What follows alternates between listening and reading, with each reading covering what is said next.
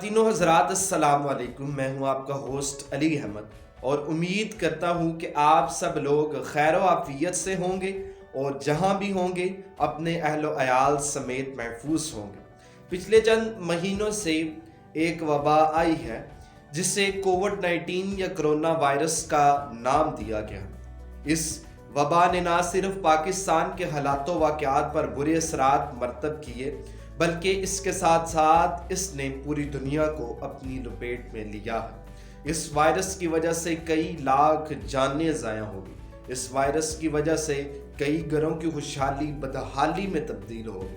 اس virus کی وجہ سے کئی ہنستے ہوئے چہرے ہمیشہ کے لیے اس دنیا فانی سے چلے گئے۔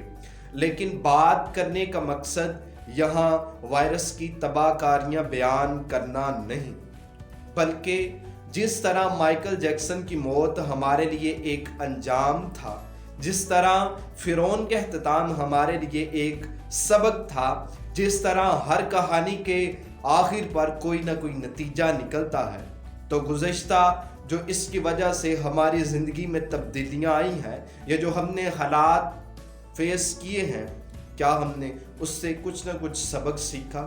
خواتین و حضرات، یہ وائرس اور یہ جو کل زلزلہ آیا تھا، یہ ہمارے لیے ایک الارم اور گھنٹی ہے کہ جس دنیا کی رنگینیوں میں کھو کر، کہ جس دنیا کے مقام و مرتبے اور محفل و سما میں کھو کر ہم اپنے رب سے تعلق کمزور کیے بیٹھے ہیں، اس رب نے اس کائنات کے نظام پھیکا کر کے ہمیں یہ بتانا چاہا ہے کہ یہ دنیا فانی ہے، اس دنیا نے ختم ہو جانا ہے اور اس دنیا کی زندگی چند روزہ زندگی ہے۔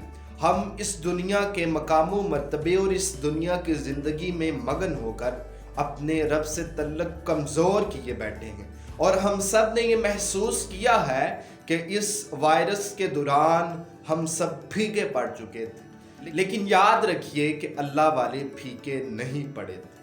اللہ تعالیٰ نے ہمیں یہ بتایا ہے کہ اگر ہم اس کے ساتھ اپنا تعلق مضبوط کر لیں گے تو چاہے اس کائنات کے نظام جس قدر بھی پھیکے پڑ جائیں، ہم پھیکے نہیں پڑیں گے۔ اس نے بتایا ہے کہ ہمیشہ ہمیشہ رہنے والی ذات اللہ تعالیٰ کی ذات ہے، اور وہ چاہے تو اس کائنات کے نظام اس قدر مشکل کر دے کہ ہمیں اس دنیا میں رہنا عذاب سے کم تر نہ لگے۔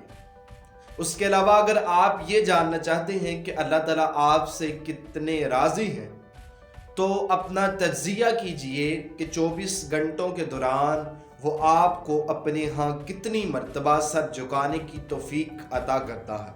ہم کتنی مرتبہ اس کے سامنے جا کر رو کر گڑ گڑا کر اپنے گناہوں کی معافی مانگتے ہیں، اور اس نے ہمارے 24 گھنٹوں کے دوران اپنے لیے کتنا وقت محسوس کر رکھا ہے۔ ہماری زبانوں پر اس کا نام کتنی مرتبہ آتا ہے، ہم اسے کتنا یاد کرتے ہیں، اور جس کی وجہ سے اس کائنات کے نظام سجائے گئے، ہم اس ہستی پر کتنی مرتبہ درود بھیجتے ہیں یا پھر اس ہستی کے لیے کتنا وقت نکالتے ہیں۔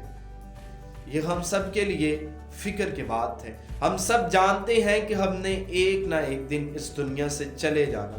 یہ دنیا کی زندگی بھی چند روزہ زندگی ہے اور یہ دنیا بھی فانی ہے، لیکن حیرت ہے کہ سب کچھ جاننے کے باوجود پھر بھی ہم اس جہان کے لیے تیاری نہیں کرتے جہاں جا کر ہمارا حساب و کتاب ہونا ہے کہ ہم نے جوانی گزاری تو وہ کہاں گزاری، ہم نے بچپن گزارا تو وہ کدھر گزارا، ہم نے بڑھاپا کن کاموں میں اپنا صرف کیا۔